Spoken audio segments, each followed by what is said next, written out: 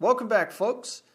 In this short video, I'm going to look at the two most commonly used array functions that I use when building my React apps. One is filter, the other is map.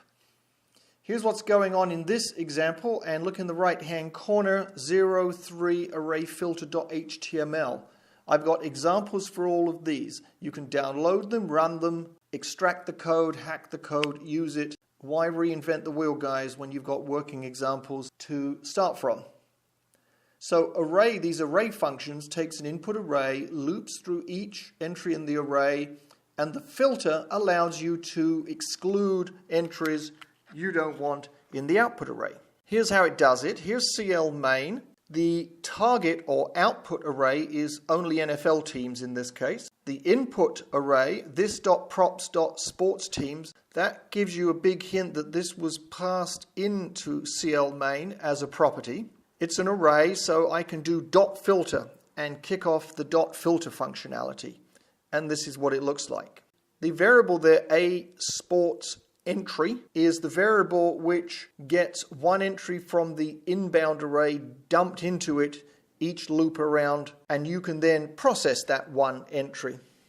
So we're using an arrow function, so for each entry in a sports entry, you can do something inside the braces. And what's happening? I'm basically filtering it, remember, so it either gets included in the output array or it doesn't. So I do a test, and then I check the result of the test in result filter. If I don't like this entry and I don't want it in the output array, I simply say return. If I think this is a fantastic entry, it is an NFL team and I want it in the output array, you can see on the final line there, return a sports entry. Basically return the entry and it will be included in the output target array. The other useful array function was map.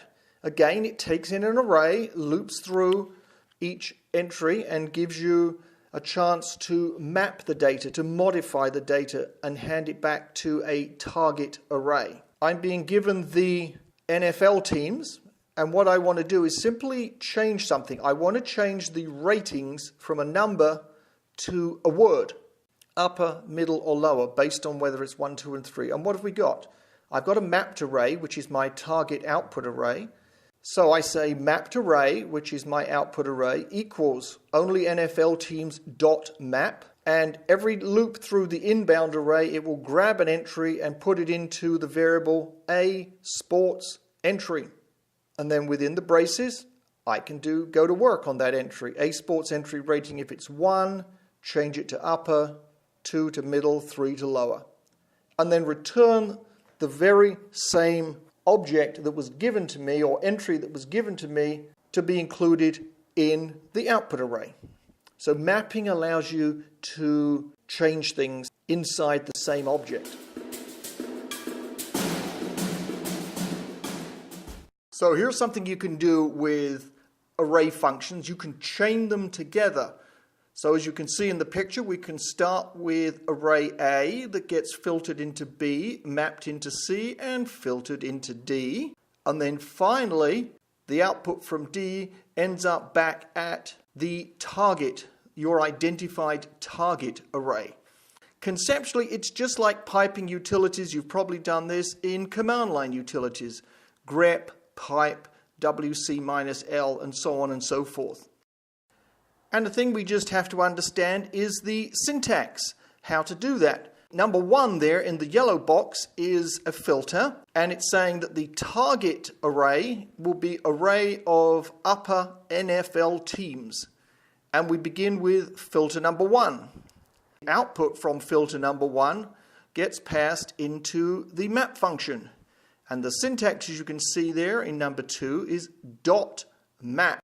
Each entry, one by one, in this sort of intermediate temporary array gets put into a sports entry, and we can apply the mapping functions that we want. We're just converting rating 1 to upper.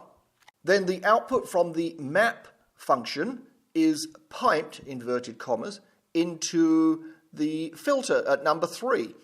And what's happening there? Let's look at the syntax, though. The dot filter says take the output from map and inject it into this new filter. Each entry in the array being piped from map is extracted and put into a variable called a NFL entry. Each entry is then subjected to this test. It's only looking for NFL entries with upper as their rating. If the entry is upper, it gets returned.